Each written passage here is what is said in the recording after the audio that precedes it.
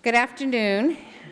I'm Patricia Robertson, professor in the Department of Obstetrics, Gynecology, and Reproductive Sciences, and endowed chair of obstetric and gynecologic education. In addition to receiving this award last year, I had the honor of chairing the committee this year for the award. I welcome you to this awards presentation ceremony. In a few minutes, Chancellor Desmond-Hellmann will open this celebration officially, and Vice Chancellor Renee Navarro will present this award to 3 outstanding members of our community. But before I turn the program over to them, I thought I'd talk about the history of this award. In 1993, the Chancellor's Advisory Committee on the Status of Women asked then-Chancellor Joseph Martin to establish the award at UCSF, recognizing contributions to the advancement of women and to women's health. He agreed, and the first awards were given in 1994 and every year during Women's History Month. Therefore, we're well into the second decade of presenting this award. UCSF on the leading edge as usual. Each year, the award selection committee has its work cut out for it. This year, we had 12 nominations. It was fascinating to read the letters and learn of the many, many contributions to the advancement of women and women's health by members of our campus community. I know these nominees are but a fraction of those who have this dedication to UCSF and makes UCSF such a special place. I congratulate everyone who was nominated. It's truly an honor. I also thank those of you who submitted nominations this year. Your letters were terrific. It's a lot of work to write one of these letters, but without you, the award couldn't exist.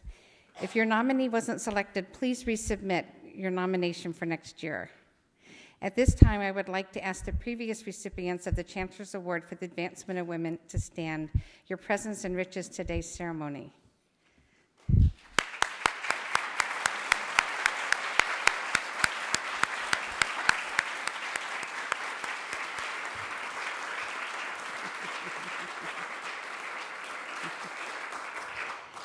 And I want to thank the members of the Chancellor's Award for the Advancement of Women Committee for your hard work on this important endeavor, and also Suya for staffing this very vibrant committee.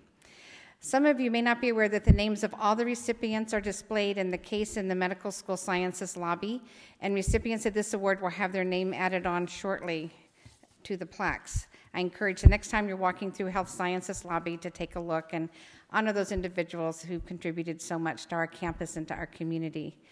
There's a reception following this ceremony. Please take a few minutes to congratulate the awardees before you dash off to your next meeting. Of course, we celebrate the advancement of women on our campus as exemplified by our visionary champions, our exceptional Chancellor Sue Desmond-Hellmann and Vice Chancellor of Diversity and Outreach Renee Navarro, whose own careers represent remarkable role models. We are most fortunate to have Sue and Renee as our leaders. Their dedication to mentoring, as well as their commitment to increasing our campus diversity, is a top priority. Now it's my pleasure to introduce Chancellor Sue Desmond-Hellmann, who will open the 2012 Chancellor's Awards for the Advancement of Women. Thank you, Sue.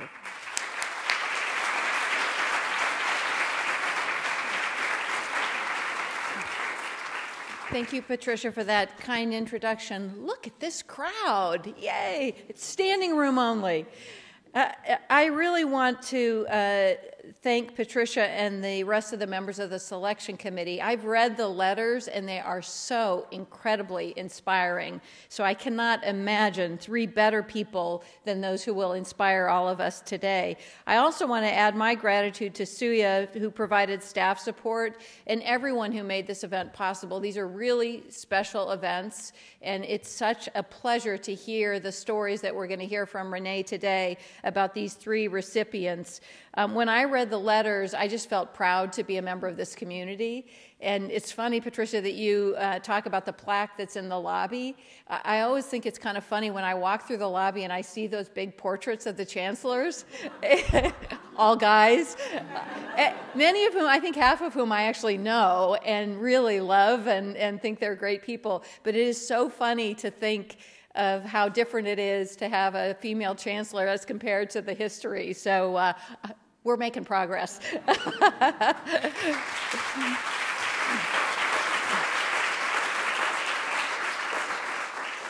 So it is my great pleasure to introduce Vice Chancellor for Diversity and Outreach, Dr. Renee Navarro, and I think all of you agree with me that Renee also embodies the kind of passion for the role of women at UCSF and in the world that we all care about deeply. So Renee, over to you.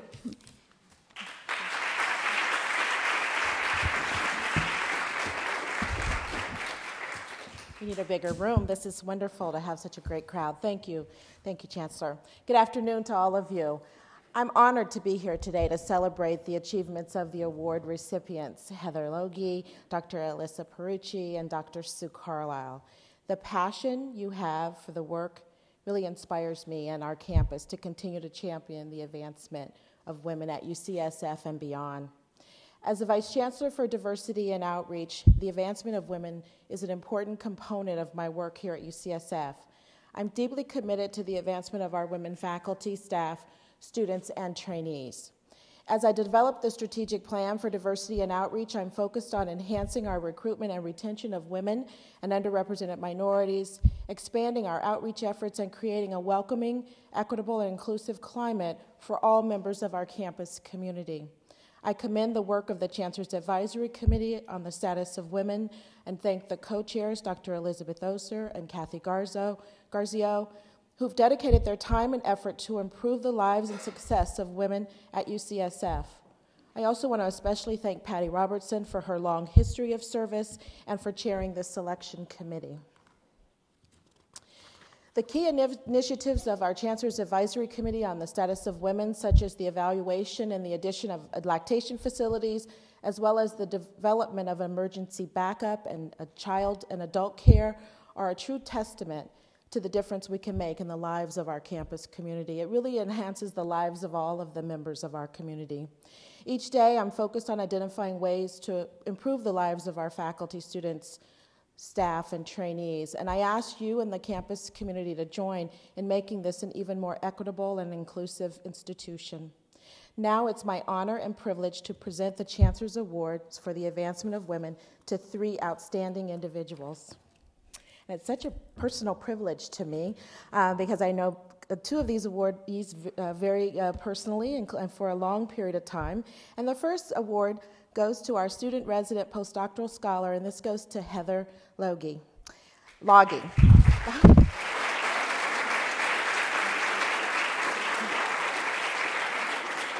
Heather is a 4th-year medical student, and when you hear all the things that she's accomplished, I mean, it's hard to imagine that she's also quite an accomplished medical student as well. I've known her since before she came to medical school, but throughout her career here, it's been a pleasure for me to have the opportunity to present this award to her because she is such a forward-thinking, determined, and passionate and caring individual. She's a former member of the Chancellor's Advisory Committee on the Status of Women, and she started her career in women's advocacy as an undergraduate at the University of Wisconsin in Madison. Heather is a strong and capable advocate for sexual violence prevention. As a component of her own healing, she had the courage to share her story with others and quickly realized the profound impact it had on others. This realization inspired Heather to create programs such as Men Making a Difference, a pro-feminist, anti-racist, gay affirmative student organization that focused on primary prevention of sexual violence. Through these efforts, she planned and hosted the 28th Annual National Conference on Men and Masculinity, Gender Violence and Power, Making the Connections. Sponsored by the National Sexual Violence Resource Center, this conference was a huge success and fostered a dialogue on the critical role of men in ending violence against women. Another program, Silent Crimes, Outspoken Voices, was a peer education program in which survivors of sexual violence use their personal narratives to teach other students about the experience, consequence, social causes, and prevention of violence against women. Not only did this program aid in awareness and prevention, but it also enhanced advocacy for changing a loophole in the Wisconsin state law. Thanks in part to Heather's creation, the loophole was closed and the rights of survivors enhanced. Since coming to UCSF, Heather has contributed in many ways to the development of future leaders in women's health. Her teaching and presentations have impacted thousands of healthcare providers who are now better prepared to improve women's health care and the climate for women in the healthcare professions. Her stellar reputation is further evidenced by the time she spent after she applied for an American Medical Student Association award to host a week-long National Institute for medical and dental students on leadership and health disparities. The Institute focused on significant issues in primary care, leadership development, curricular reform, and health policy. Under her leadership, the Institute proved to be a great success. This past year, Heather spearheaded the first annual Allies for Health Conference, an interdisciplinary, interprofessional student organization focused on improving communication and collaboration between all medical professionals and biomedical scientists with the goal of ending health disparities and to better serve our patients. Workshops such as the imposter syndrome had a powerful impact on our students, igniting curiosity about themselves and their peers. She opened the door and created a safe space to discuss topics that had been uncomfortable for our students to approach. These powerful discussions and insight are key components to developing our students to become culturally competent and sensitive healthcare providers. This example and many others are a true testament to her ability to foster collaboration and teamwork amongst faculty, students, and staff. Heather's being recognized today for her commitment to education and mentoring tomorrow's physicians, nurses, pharmacists, dentists, and physical therapists about how they can best meet the needs of our patients. Through her personal and professional experiences, she serves as an inspiration to all of us to keep striving for positive change. Heather, we honor you for your passion and commitment to equity and justice. I know you'll continue to serve as a role model and a pillar of strength for all of us. Congratulations.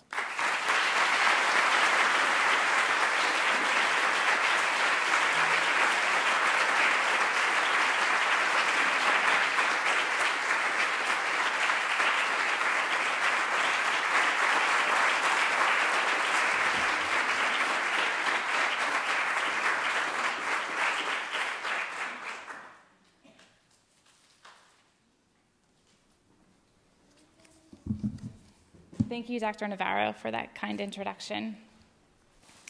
First of all, I'd like to thank Dr. Desmond-Hellmann for her continuing the tradition of this award.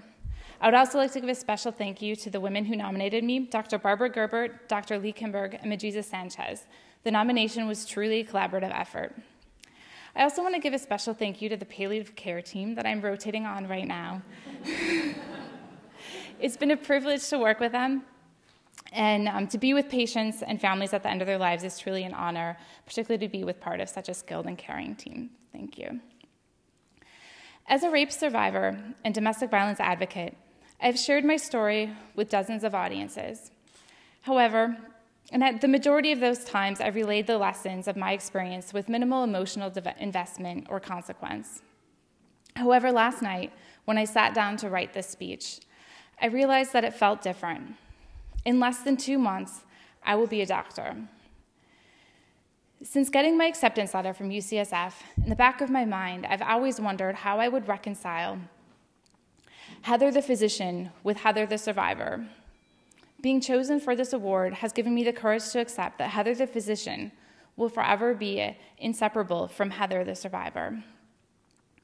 Preparing for this day, I debated how much I wanted to talk about my own story.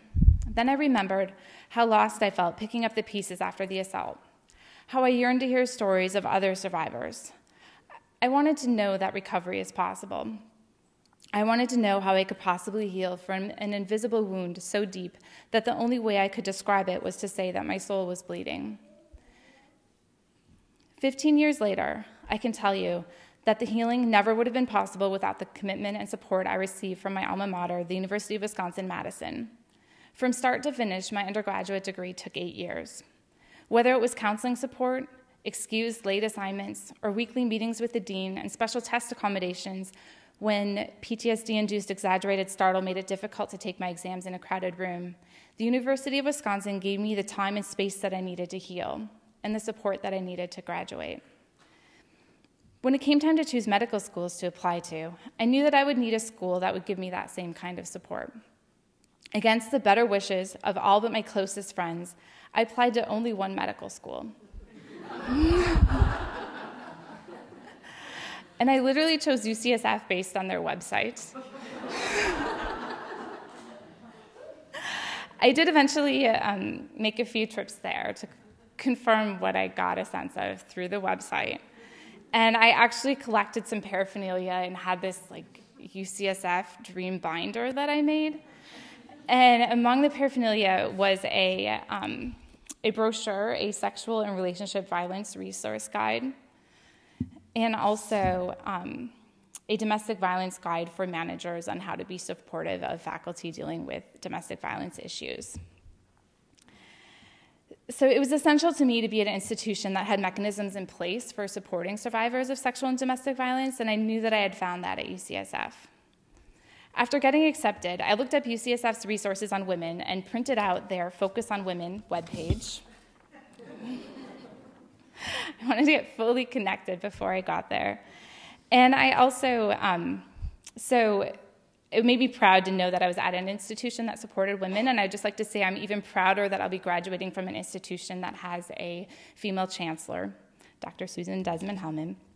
And one other document that I printed off was the Slow Steps to Change, which was written by Dr. Barbara Gerbert, and that's on the history of the Chancellor's Advisory Committee on the Status of Women. And Barbara actually became a mentor for me early on before I was even accepted. And throughout my medical career, she's been a tireless cheerleader and support. And Dr. Gerbert chaired the committee that proposed this award to Chancellor Martin in 1994. And we wouldn't be here today if it wasn't without her vision and hard work to make this award possible. So Barbara, could you please stand up?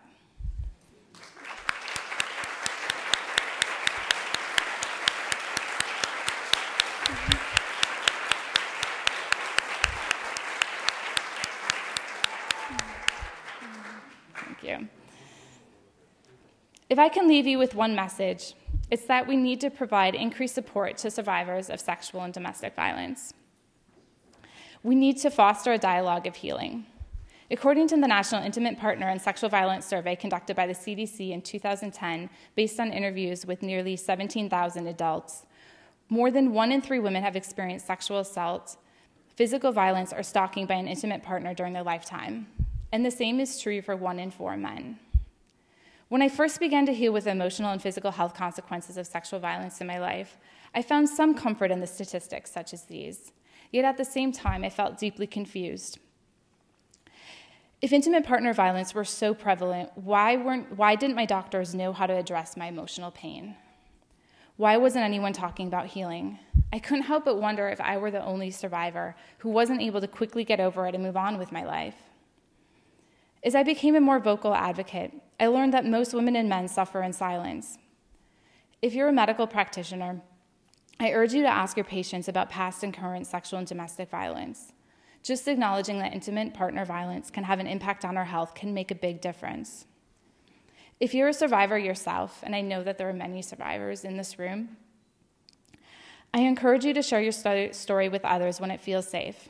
My first month of medical school, when I started to wonder, like we all do, whether or not I would make it, I sought out a faculty member, and she shared with me her story of being assaulted many years earlier and how it had impacted her medical career. I held her story close to my heart, and I knew that I would be okay. Creating conversations of healing will allow survivors to know they are not alone and that healing and recovery are possible. Thank you for this honor, and thank you for your support.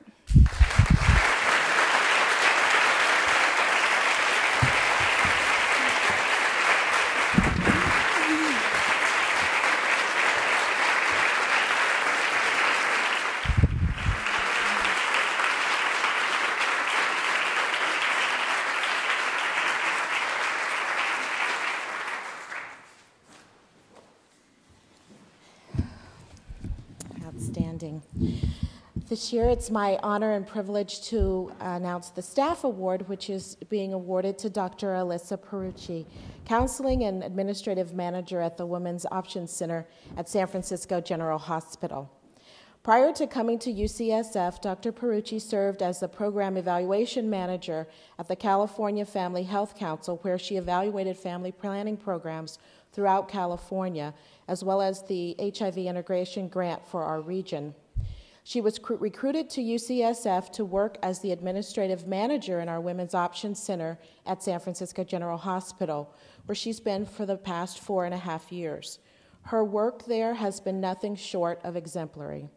With a strong background in research design and abortion counseling, with a PhD in clinical psychology and a master's of public health, she has skillfully guided and transformed the counseling provided to patients at the Women's Center.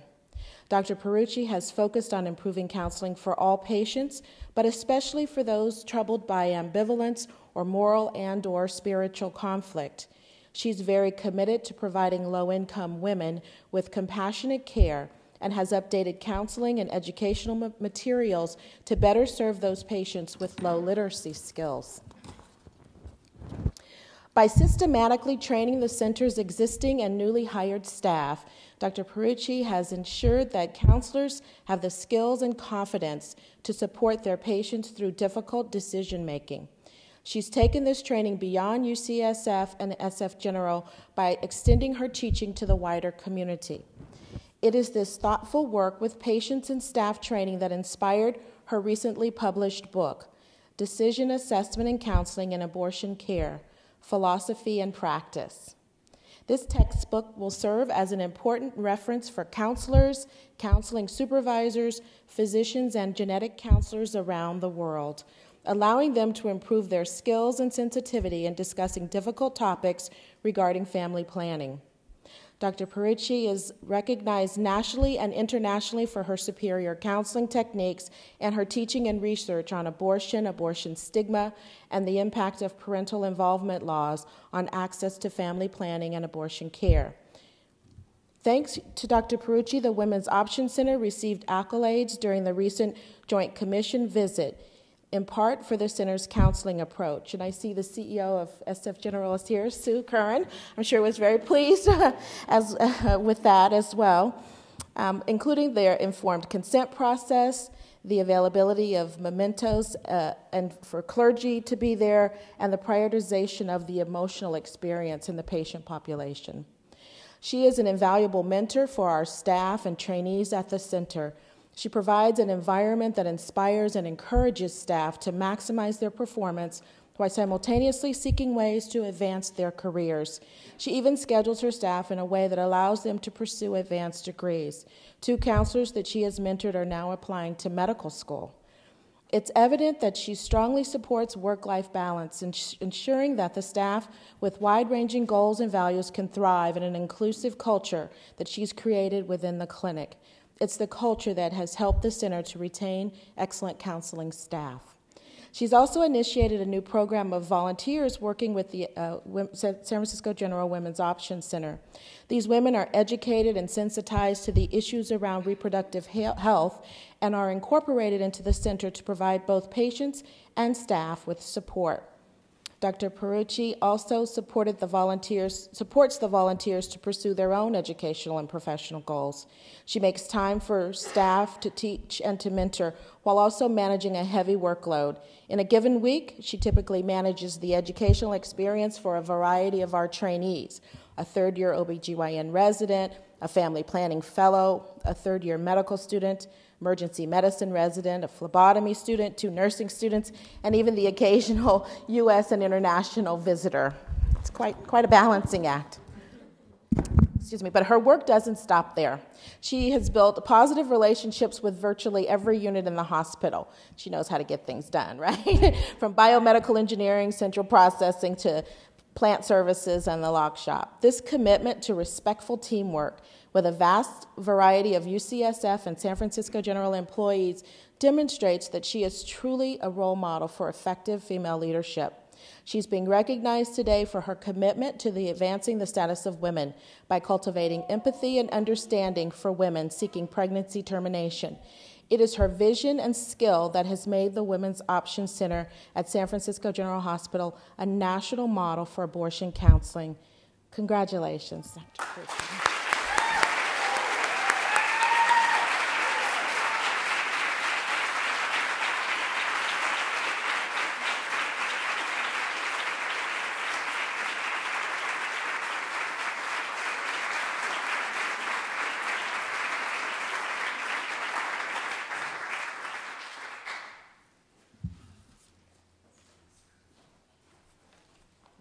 thank you so much to the Chancellor and Vice Chancellor. It's really difficult to hear yourself talked about in that way. I'm like, I think I need to do some more stuff.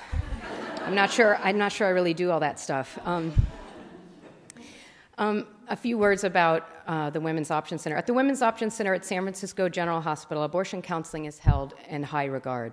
It is considered to be an aspect of the patient's visit of equal importance to the medical care that she receives. This is not a typical stance for an abortion clinic. A great deal of abortion care is carried out in the medical model, which places emphasis on the process of informed consent. While this is also a critically important part of the patient's visit, it can overlook a discussion of the patient's feelings and her life situation.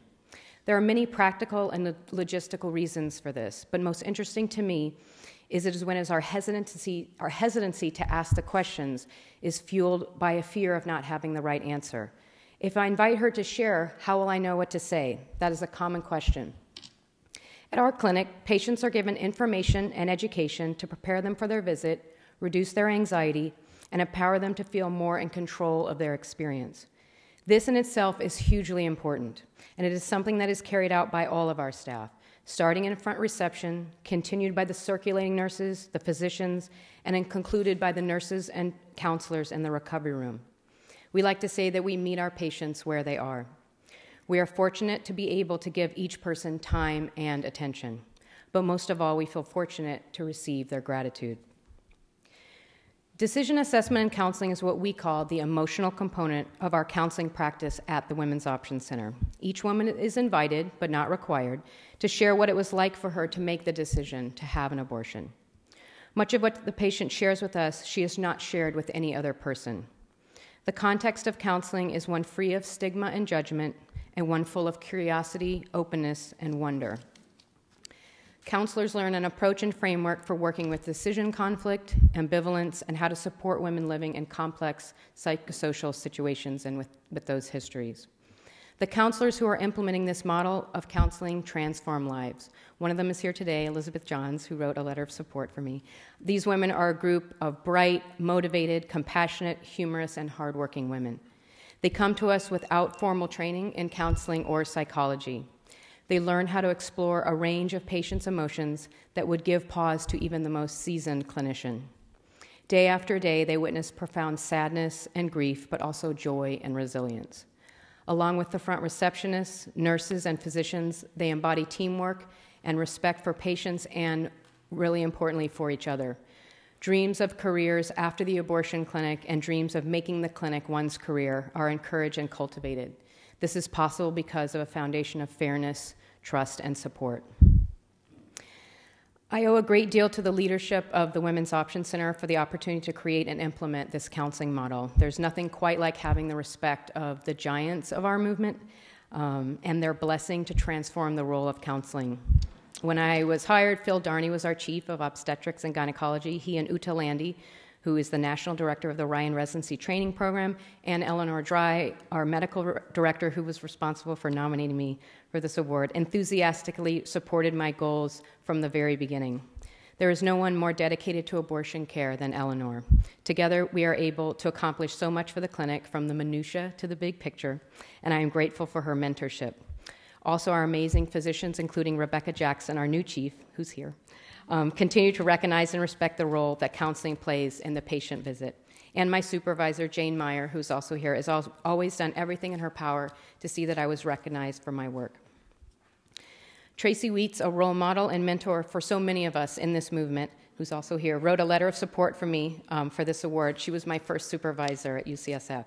I am indebted to her for inviting me to become a part of the OBGYN family 10 years ago, and for the friendships that I was able to establish, including Diana Green Foster, who is also here who wrote a letter of support for me. We eagerly await the results of Diana's current research and how it will change the conversation about mental health and abortion. I am truly fortunate to be a part of this community. Finally, I would like to mention how my parents, Bob and Carolyn Perucci, who flew all the way from Indiana today, they're here, both sociologists, have shaped the way that I think and write and see the world. My mother has spent her career advancing the status of women and has been recognized for her work on women in engineering and the scientific professions, and also women's role within marriage and the family. Throughout my father's life, he has been an activist for the poor and the politically oppressed and has worked to increase awareness of the consequences of living in a class society. Together, they have given voice to workers and families affected by widespread job loss as well as the increasing disparities between rich and poor. Their partnership and their careers are difficult acts to follow, but fortunately, they've always encouraged me to find my own way of making work a central aspect of my life, one that brings a sense of purpose, of meaning, and inspires renewed commitment each and every day. Thank you guys so much.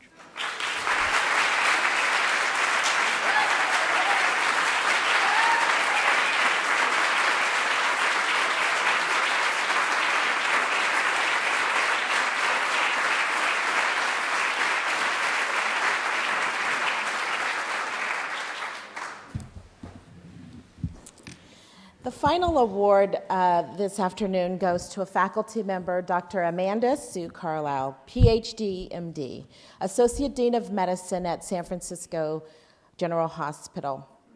I'm honored to present this award to Dr. Carlisle, who I've worked with for over 20, we won't even say how long, for a very long time, a couple decades, in the Department of Anesthesia. Dr. Carlisle earned her master's and her PhD from Tulane University, and she was then a postdoctoral scholar in the Department of Biology at Rice University. After that, she decided she wanted to go to medical school, and she went to the University of Pennsylvania, where she earned her medical degree and was inducted into Alpha Omega Alpha Honor Society. She then found her way west to UCSF and completed a residency in internal medicine and then a fellowship in critical care. That's lots of school. She then joined the French Hospital Health Plan as a primary care internist. But she didn't stop there. After several years working in private practice, she came back to UCSF for yet another residency. And that's where we met. We were residents together. She returned for a residency in the Department of Anesthesia, and our former chair, Dr. Miller, is here, in the Department of Anesthesia, where she also was selected to serve as our chief resident. In 1990, she joined our faculty and quickly rose through the ranks, reaching a full professorship by 1999. That same year, she was appointed Chief of Anesthesia and Perioperative Care at San Francisco General Hospital. She became my chief. Throughout her career, Dr. Carlisle has been strongly committed to the advancement of women and has achieved great success through teamwork and collaboration. She's known for engaging and supporting issues and programs important to junior faculty and for her continued mentorship of her colleagues as they navigate their careers through UCSF. She's committed to creating and sustaining a workplace culture that supports women's work-life balance. She's served on several UCSF climate committees, including the Chancellor's Advisory Committee on Child Care and the Department of Anesthesia's Committee for Women's Issues. Dr. Carlisle was selected to serve as the Associate Dean at San Francisco General in 2004. She is an exemplary leader who has received many awards. She is the recipient of the Stuart Cullen Award for Clinical Excellence in the Department of Anesthesia, the Faculty Clinical Excellence Award, and the Elliott Rappaport Award for her commitment to San Francisco General Hospital. Dr. Carlisle has the ability to work with leadership, city and county, university, board of supervisors. That's skillful. She is to work with our faculty, students, and staff. And her focus is always on the patient. What's best for patient care and for the needs of our vulnerable patient populations. Her dedication to this fundamental goal has been highlighted and challenged in her role as the Associate Dean of SFGH, and she's handled it expertly. Her accomplishments include tireless advocacy on behalf of our faculty at San Francisco General on behalf of the hospital. She steered faculty through unprecedented changes in departmental and School of Medicine leadership, establishing collegial working relationships with San Francisco General Hospital, with the Department of Public Health, the administration, and leading the university's participation in the rebuild of San Francisco General Hospital.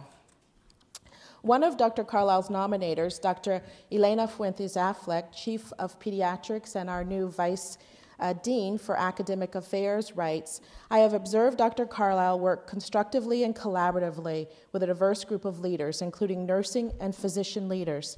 Dr. Carlisle has the ability to engage people in vigorous and open discussions and still conclude the discussion with an action plan. Although the voice of smaller services or people with less authority can get lost in a broad discussion, Dr. Carlisle ensures that all perspectives are expressed and considered. In the hospital setting where there may be conflicting agendas or priorities, it is essential to encourage participation from all parties. It's clear that Dr. Carlisle is skilled in building consensus, supporting professional development, and enforcing equity. This is further evidenced by her thoughtful approach to ensuring a diverse applicant pool in recruitments and her appointment of women in important and highly visible leadership positions, such as chair of the San Francisco General Research Committee and the Risk Management Committee. When these women are appointed to leadership positions, she is there with them to provide guidance, leadership, and mentorship to them. Dr. Shannon Tyne, professor of pediatrics and our current chief of staff at San Francisco General, describes her mentorship in this way. Sue is a wonderful mentor. She is an incredible listener and a thoughtful advocate. Her calm and nurturing style is incredibly effective, and I've worked to incorporate this into my own interactions with colleagues, even patients. She's taught me the value of listening, including the value of considering others' views, as I work to advocate for my own position, both as an administrator and as a faculty member. Dr. Carlisle is being recognized today for her long-time commitment to elevating the status of women within the UCSF and San Francisco General communities, for demonstrating a calm and nurturing leadership style and providing thoughtful leadership at a critical teaching hospital for the university. She is an inspiration to the female leadership at UCSF and those who aspire to follow in her footsteps. Congratulations.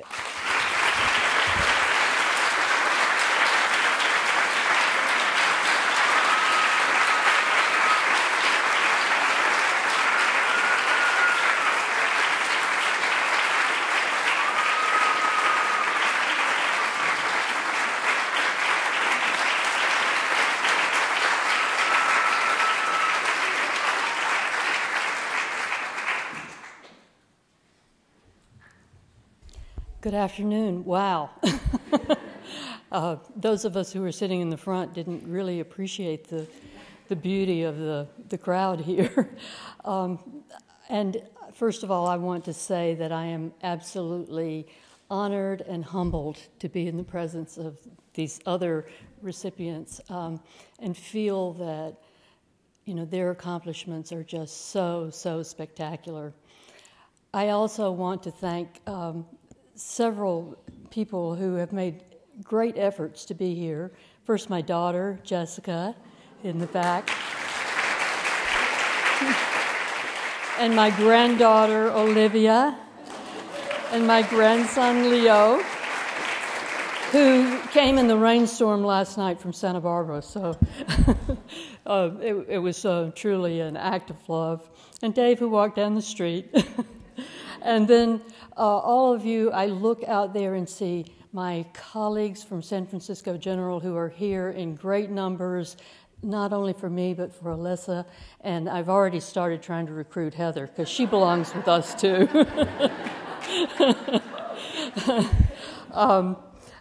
And I'm just so honored that all of my working colleagues from San Francisco General, as well as all of my old friends from here at UCSF, have taken the time to come out and be here today. I feel I need to tell you just a little bit of how I got here. I am from a little teeny tiny town in the deep south. There were 200 people in the town if you counted the chickens and the dogs. My father was the principal of the school, which was a grade school, elementary school, as well as a high school. And my mother was the librarian and the English teacher there. So I grew up sort of immersed in not only the importance of education, but also the importance of making a difference to the people around you. I had 28 kids in my graduating class, and because of my parents' effort, half of those kids went to college, which was unprecedented at that time in that place. So that was the role model that I grew up with at home. However, as you can well imagine, being of a certain age, I also got the girls can't do that everywhere except at home, including when I went to college and was announced that I was a pre-med, got the, oh, girls don't do that, enough times that I actually didn't apply to medical school, and as you heard from Renee's description, I ended up going to graduate school instead, which was supposed to be better for women. I enjoyed my research career, but it never was quite what I'd intended to be when I grew up. I had intended to be a doctor, and that's what I decided at sort of midlife that I was going to do, and so I did. I went back to med school, and then have since joked that I change careers every 10 years because I need to move on. So it's been almost 10 years in this one, but not quite. But it has been my pleasure not only to serve as a role model, but to have role models, many of which are sitting in this room as colleagues, and to make sure that the advances that we've made in medicine so far, not only in our efforts to take care of patients, both women patients and men patients, but our efforts to make sure that the women that we are graduating are well-trained and compassionate physicians. And we have made great strides in getting equality in our medical school classes in terms of gender. We not only in our medical school classes, but in our residency programs, even those that are not particularly friendly to women historically, such as surgery. We have made great strides in gender equity there as well.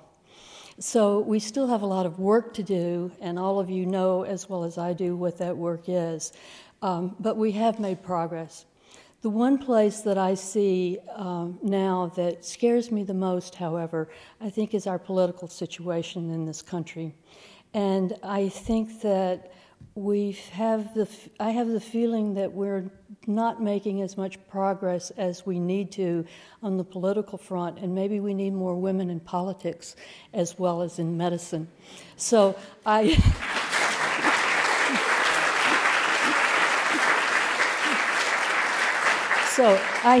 hereby nominate Sue Desmond-Hellmann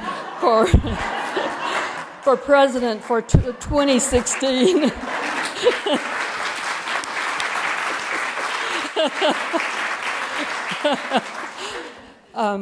But again, I'll close just by saying thank you all so much for being here with me today. I'm just touched to the core. Thank you.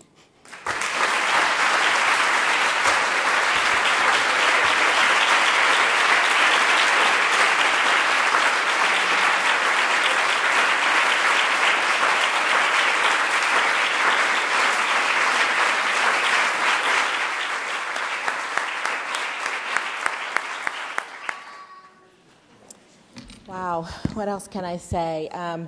Just a couple of thank yous to the Chancellor for your vision and your leadership, to Patty Robertson and the Award Selection Committee. You outdid yourself again this year by selecting these outstanding award recipients, to Suya for your work, Misty, Paul, and all for being here today. We thank you.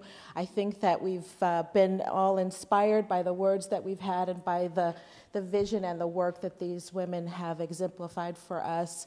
We're all so proud of you, and we thank you because it's your work that really creates the climate and the culture that we want at UCSF. So I applaud you again. I ask that all of you stick around and have some food and refreshments and come up and honor our award recipients. Thank you.